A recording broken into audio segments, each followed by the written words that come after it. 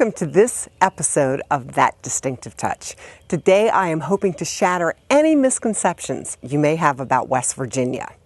Yes, West Virginia is south of the Mason-Dixon line, which means it is part of the South. This is a Georgian-style home that we're going to take a tour of, but I want to show you something different and unique. As the couple that lives here are world travelers, they decided that they wanted something a little different, even though they live in West Virginia. So come on in, let's take a peek.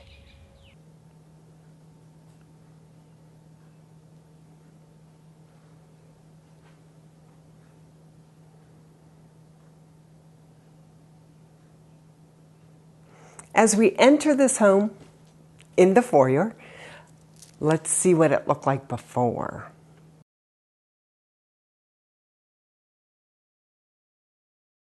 And now is the after, and what we've got is an upper and lower gallery that we've created. We also put sconces on the walls, new furnishing, new carpeting, new furniture, and of course, artwork.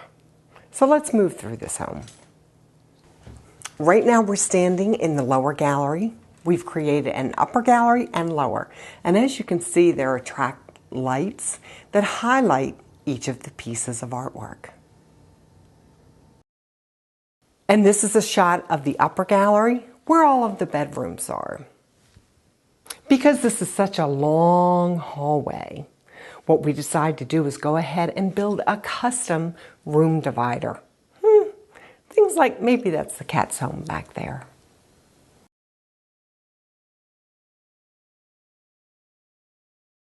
And as we're going down to the foyer from the upper gallery, we hung tapestries. Just a little something window treatment and a chandelier that you can actually see from the road at night.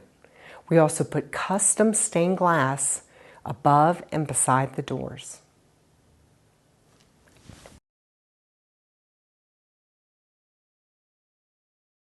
Now, even the smallest bathroom can look very elegant when it's done. What we did here was it has very high ceilings, so we brought the ceilings down with darker paint, put some molding, and then stenciled below it. With some bright paint, it really looks nice in there. We put a mirror that's framed, very old world, and then we took a very ordinary oak vanity and we redid it, we restained it, we glazed it, and we put new hardware. Also, sometimes what has to be done is that you have to go custom when you're talking about rugs. We cut around the ductwork, new stone floor in there, and this is a darling bathroom.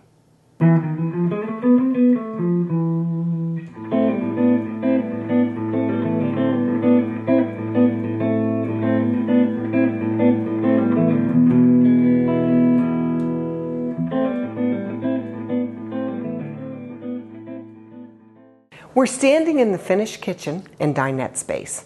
It's huge. So let me take you around and show you a little bit what we've done. We've definitely hung a lot of lighting. And as you can see, we've got a large butcher block countertop. We've embellished the island. We've put under cabinet lighting and tile under the cabinets. We also did lighting over the island, lighting above the cabinets. We replaced glass in some of the cabinet doors. As we continue to look at this kitchen, it has so much going for it, including that professional stove and the pot filler. Yes, it does run water into those big pasta pots. And look behind the stove at the tile work that really sets this kitchen apart, along with the hood and the glass in the cabinets and the rope trim. It's really beautiful. Look at this beautiful stone floor, and right now we're looking at the island. It's gorgeous. We treated it differently than we did the cabinets, which we'll look at in a second, but we also added corables at the end with some trim. We painted the cabinets and glazed them, but look at that butcher block countertop. It's just beautiful. During the building of this house, the contractor made a mistake.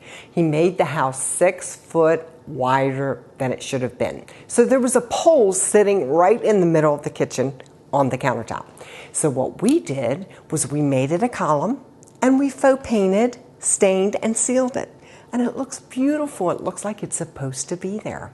And as we look at the countertops, they're beautiful corian, which is very neutral with the tile and the cabinets. And again, we have corbels at the very end of this cabinet. But see what the color is? We did it totally different than the island. Because my client enjoys cooking, he needed space. He had a tiny little refrigerator, no place for his cookbooks. So we put that in and we changed the refrigeration to Sub-Zero refrigerator and freezer. Also what we did was we put the new cabinetry in, and on top of this countertop, more stone, more lights, more everything. But we built a lot of cabinet space for him to store those tools that he's going to need as he's making his family a marvelous dinner. This is the other side of the kitchen, the dinette. And as you can tell, we did different treatments for the French doors as opposed to the window. The drapes hang from pegs, which are very old world. And now we move into what was the washroom. We made it into a butler's pantry. It had a regular door on it. Not so hot. But what we did, we put a pocket door leading into the butler's pantry and built a lot of custom cabinetry. More storage.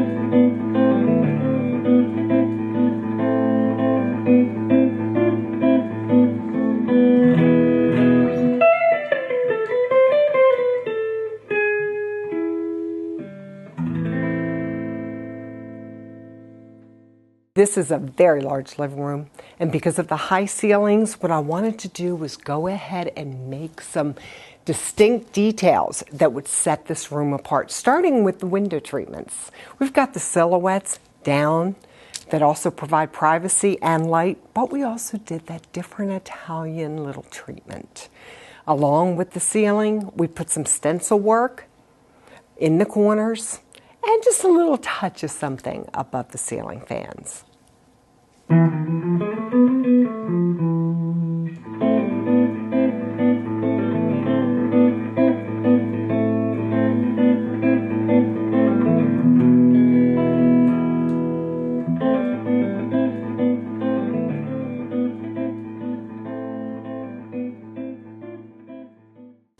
And what home is complete without a custom bar? Here, granite was put on top of this custom cabinetry, along with the wine refrigerator, and of course the sconces that are all around the room. And this is looking at the living room from a different angle.